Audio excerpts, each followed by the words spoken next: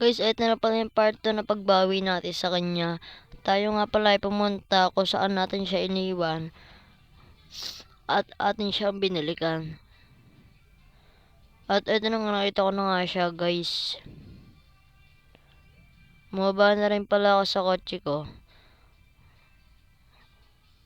At ayan kung ano-ano na rin pinagsasabi ko sa kanya dahil sa ginawa niya sa akin kanina na pambubuli, dahil kahit hindi niya pa alam na kung ano yung tunay na nakatauhan ko dito sa laro na to.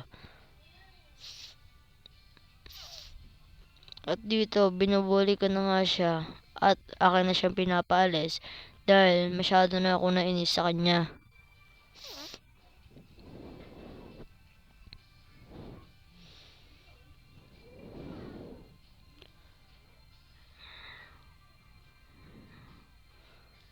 Ito yun lang guys, maraming salamat. Thank you.